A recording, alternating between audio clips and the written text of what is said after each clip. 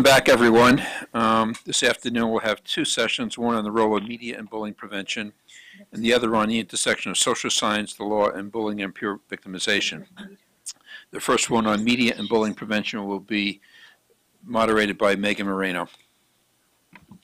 All right, welcome everyone. I'm Megan Moreno. I'm an associate professor of pediatrics at the University of Washington and in the adolescent division at Seattle Children's. And just as a reminder of our process for today, we will have presentations of approximately 15 minutes by each of our presenters. First Kaveri, second Larry, third Rosemary. And then following that, we will have a more open discussion where we'll spend about 10 to 15 minutes with questions from the committee and then open it to more public questions and discussion for about 10 to 15 minutes. In true digital media fashion, all of our presenters today are using digital media, so that will be exciting. And I'd like to remind us that really the goal of this session is to understand the role of media and social media in the context of bullying. With that, I'll introduce our first speaker, who is Dr. Kaveri Subrahmanyam, who is at California State University. Dr. Subrahmanyam is a professor of psychology at California State University, Los Angeles, and associate director of the Children's Media Center at UCLA, and she will be discussing implications of youth digital media use, victimization, and bullying prevention. Hi, can you hear me? Yes. Yes, we can.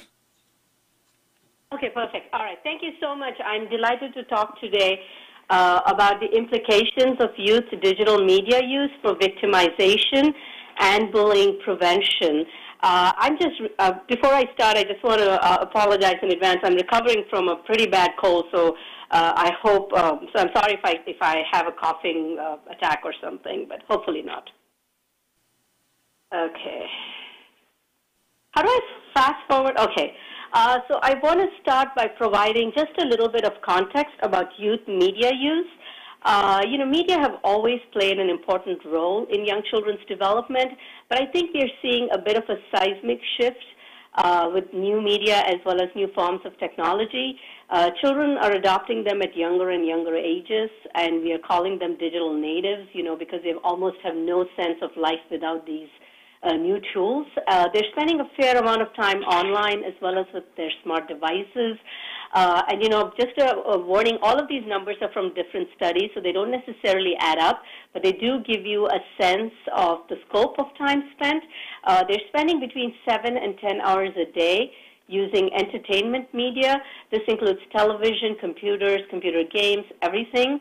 TV is still king, and TV viewing on a TV set still makes up about half of all screen time. A fair amount of time is being spent online as well as with text messaging. So much so we do think about youth as being always connected, never alone. There continue to be some group differences in media use. So for instance, although the digital divide has narrowed, nonetheless, access to a home computer, to smart devices, to stable Wi-Fi depends upon parental education, income, as well as race and ethnicity. In addition, we also see differences in terms of media content that's consumed. So African American and Latino youth are likely to consume almost 4.5 hours more of media content, particularly television. Minority youth are also more likely to access online content via digital devices, via mobile devices. There can be gender differences. Girls spend more time on social networking sites and texting as well as calling on cell phones. What do youth do with these digital media? Primarily communication, but also information, entertainment, as well as content creation. Communication uses dominate. Much of their communication is to their hundreds of friends on social media. They use it primarily to keep in touch with peers, to make plans, etc. It's also been a good way for parents to keep in touch with their youth, with their children. Parents are also able to keep in touch with adult children this way. Mostly, though, they seem to be interacting online with offline peers. However, it should be noted that their online and offline networks are not identical. Just really briefly, these are some of the more popular social media platforms at this point in time. In the context of bullying, I do want to point out that the likelihood of experiencing experiencing negative peer acts really does vary depending upon the particular platform, just in terms of whether you're anonymous or not. So, for instance, Yik Yak, which is this little green one here, and Ask.fm are probably more likely to be venues where a youth might experience some victimization. So it's clear that digital media have become very important for peer communication and interaction, but this means that they've also become a means of peer victimization. Now, rates of electronic victimization range between 10 to 40%, and the variability is primarily because of the definition of victimization, how the respondents have been recruited, so on and so forth. As with offline bullying, electronic victimization is also associated with a range of negative outcomes. In order to understand the role of media in bullying and bullying prevention, I think we really have to take a step back and consider the role of media in development. And what we have found so far is that, sorry, I went one slide too far ahead. Digital worlds have become an important context for psychosocial development, and what we have seen so far is that youth are using digital peer communication to deal with developmental tasks. What are developmental tasks? They are the challenges or expectations that a culture has for individuals in different life phases. Within Western industrialized societies, adolescents face the important task of adjusting to sexuality, formulating their identity, establishing intimacy, as well as autonomy. Research so far on a range of online venues, including chat rooms, blogs, as well as the current generation of social media, suggests that youth are using these contexts to help sexuality, identity, and intimacy. So far, it does appear that offline and online worlds are connected, both in terms of the issues that they deal with. But they're not mirror images of each other. Online behaviors tend to take on new forms. They're often exaggerated, and indeed, that's exactly what we have seen with electronic victimization as well. Now, the connection between offline and online presents both risks and opportunities. So young people today have much wider and more accessible networks, but they've also figured out new ways of victimizing and harassing their peers. The connectedness between offline and online holds for victimization as well. So majority of electronic victims of electronic victimization, they know they're bullied. Teens at risk for being bullied online are also victims of repeated school-based offline bullying. They spend more time online, and they show a tendency to engage in more risky behaviors, for instance, using webcams. Offline problems are also linked to likelihood of being an offender or a victim in terms of online bullying. So, for instance, someone who is more likely to bully others online or be a victim also is more likely to report school problems, assaultive behavior, substance abuse, etc. So we see that media definitely present many risks for bullying, but I also want to point out that they provide a lot of opportunities for bullying prevention, which I know is the focus today. And for the rest of my talk, I want to focus on three ways that I think media can really help with bullying prevention. It can be a means of providing support. It can help to identify youth who may be at risk, as well as to deliver intervention. With regard to social support, that individuals use, particularly in stressful times. Social support can be both accessed online as well as offline. We know that social support may help to alleviate the effects of victimization. We also know that it may help to prevent bullying. And studies in my lab, for instance, suggest that online and offline support moderate the relation between online victimization and well-being. Now, an important question concerns the relationship between victimization and well-being, and a short-term longitudinal study suggests that well-being may predict victimization over time. In other words, we found that depressed youth may be more at risk for being bullied. However, that was only for those that provided low levels of social support.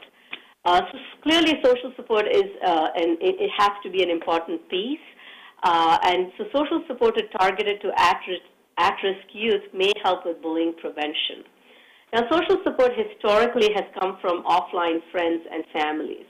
But they can also be from strangers, and they can also be from online venues.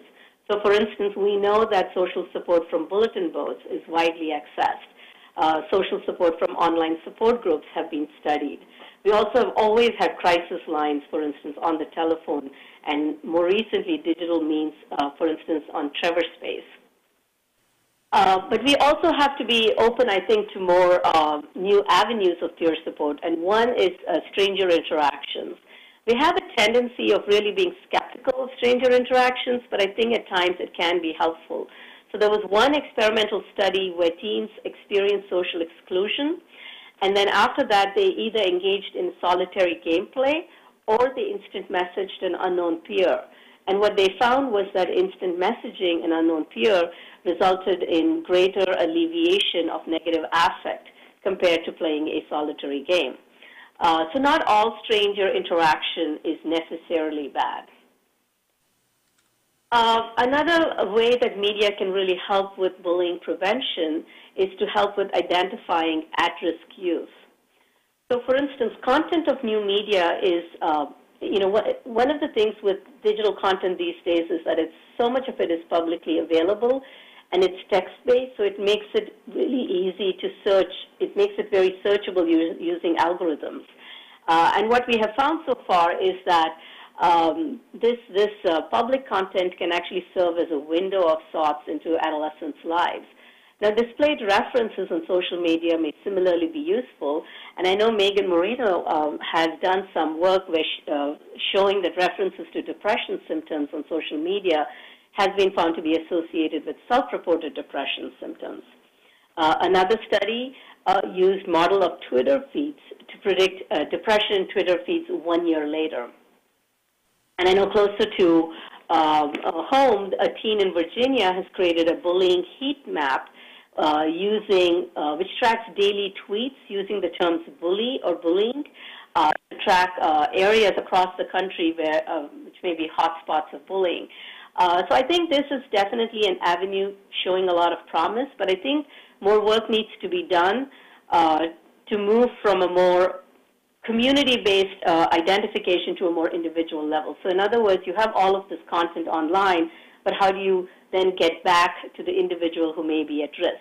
I think that's where we clearly need to put in some more work. Lastly, media can also be useful or helpful to deliver information and interventions. So, for instance, conventional media such as television and videos have always been used to disseminate PSAs. For instance, one program that comes to mind is the It Gets Better project, which was used to provide positive messages to LGBTQ youth. Now, I think digital communication, however, offer us a more compelling means of communicating directly to both deliver information as well as interventions. So researchers have used text messaging in particular, to disseminate sexual health messages, smoking cessation messages, etc., to share information. An interesting study in New Zealand used a randomized controlled trial to deliver messages excuse me, to teens who had depression. A follow-up study is actually going to see if there was any change in clinician-rated depression symptoms. The digital means, I think, provide really unique ways of delivering targeted information as well as interventions. To wrap up then, online worlds present both risks as well as opportunities. I think we do need new perspectives when assessing implications and to recognize that a lot of media use is in sync with traditional adolescent youth development. However, I think it's also important to recognize that not all youth are equally at risk and that some youth may be more at risk for bullying and other harmful interactions and content online available on media. Similarly, we might also find opportunities where we don't expect them, such as stranger interactions. And to conclude, I think digital media can really provide innovative means of both identifying at-risk youth as well as delivering bullying prevention programs and messages. And that concludes my presentation. Thank you. Thank you so much, Kaveri, for that great presentation.